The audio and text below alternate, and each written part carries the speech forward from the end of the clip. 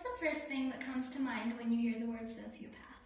Maybe you feel fearful or unsettled, maybe a little curious. Well, a sociopath is someone with a personality disorder manifesting itself in extreme antisocial attitudes or behavior.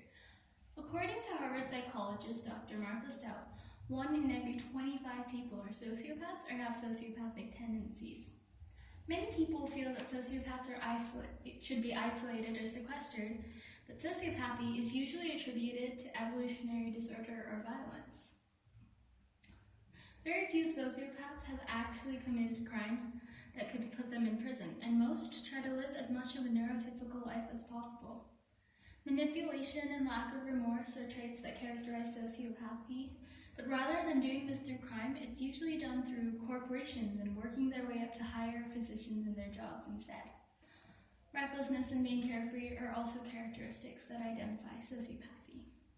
Now, while I was doing this research, I noticed something very peculiar about the information that I had gathered.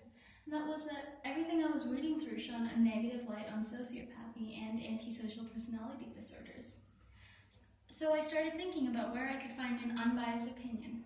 I went straight to the source and picked up a book written by a diagnosed sociopath called The Confessions of a Sociopath by Emmy Thomas. In the book, the author highlights certain positive aspects and illustrates what life is actually like.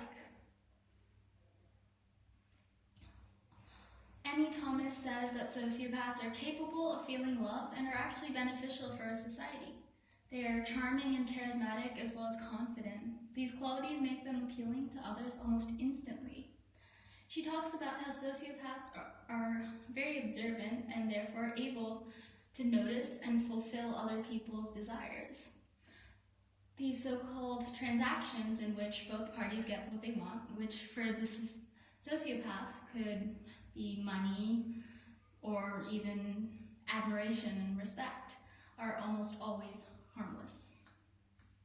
Although sociopathy can come across as worrisome or concerning, there really is no need to be. Again, very few sociopaths have actually committed serious crimes that could put them in prison, and most are actually beneficial for our society.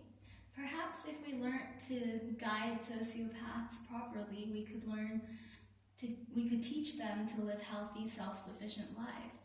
Maybe if we weren't so afraid to talk about these things out in the open, we could harness their skills and abilities in a positive way. Thank you.